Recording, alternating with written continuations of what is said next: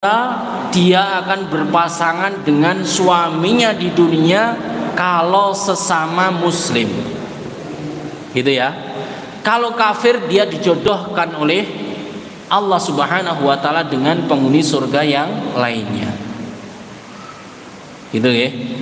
Pak Ustadz, saya itu terlanjur nikah dengan suami saya, tapi ada yang lain, saya pengen berdoa, apakah boleh? Tidak boleh, jangan. Ya, ini termasuk tanda-tanda keburukan. Ya, kalau sudah punya suami, yaitu disyukuri, jadikan itu jalan menuju surga. Jangan berangan-angan nanti saya pilih suami ini saja, nggak boleh. Ya, tidak diperbolehkan. Yang laki-laki juga seperti itu. Ya, nggak usah. Yang ada ini disyukuri, kemudian dijadikan itu sebagai sebab masuk ke dalam surga.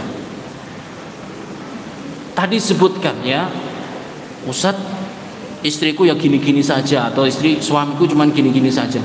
Nanti di surga ganteng, nanti di surga cantik. Udah dicabut semua itu, yang buruk-buruk gitu kan, yang gosong, yang monyong, misalkan itu ya, kekurangannya ada dicabut semuanya. Jadi cantik dan juga ganteng. Maka gak boleh bercita-cita ya menjadi suaminya si fulan di surga kelak, menjadi istrinya si fulan di surga kelak. Tidak diperbolehkan. Kemudian selanjutnya, kelak ketika kita di surga, laki-laki akan ditemani, wah ini muncul ya, para bidadari. Lalu jika sang istri masuk surga juga, apakah suaminya masih ditemani bidadari? Masih, Ibu ya. Masih ditemani bidadari. Jadi suami keistimewaannya ditemani istrinya dan ditemani bidadari-bidadari. Pak Ustadz lah, aku sakit hati, cemburu, gak rela dan seterusnya. Semuanya dicabut di surga. Ya. Semuanya dicabut di surga. Gak ada cemburu lagi, gak ada sakit hati lagi. Ya. Tenang. Apakah kelak di surga para istri masih melakukan pekerjaan rumah macam dunia? Gak ada. Kalaupun ada, ini berdasarkan keinginan dia. Ya, misalkan ingat di surga nanti juga ingat loh peristiwa di dunia ya. Oh dulu saya pernah masak apa lodeh wena gitu kan. Saya pengen masak lodeh misalkan dan seterusnya. Wah ini keinginan yang maaf ya kecil bagi Allah untuk mewujudkannya. Tapi gak ada pekerjaan yang melelahkan. Yang perlu catat kayak gitu. Ya. Isinya di surga itu senang-senang. Kalaupun masak ya masak yang menyenangkan. Gitu kan? Isinya seperti itu. Bersenang-senang, gak ada kesusahan, gak ada kesedihan, gak ada kelitihan. Wah apa gak bosen Pak Ustadz? Bosen, gak akan pernah.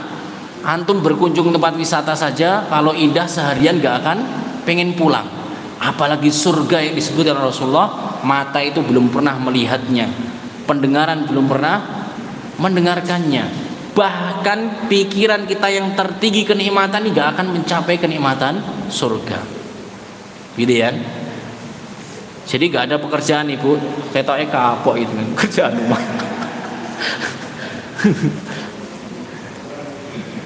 Ketika sujud tilawah, setelah baca doa sujud tilawah, akan boleh ditambah dengan doa lain.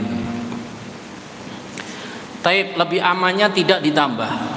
Ya karena sujud tilawah ini adalah amalan khusus ya, namanya sujud tilawah, dan sujud tilawah ini ada bacaan khusus. Maka lebih baik tidak ditambah. Ya. Adapun sujud-sujud yang lain seperti ketika sholat tahajud, sholat lail itu, ketika sholat sunnah yang lainnya, silahkan ditambah dengan doa-doa yang lain. Taib barakallahu fik, ini yang kita sampaikan pada pertemuan kali ini.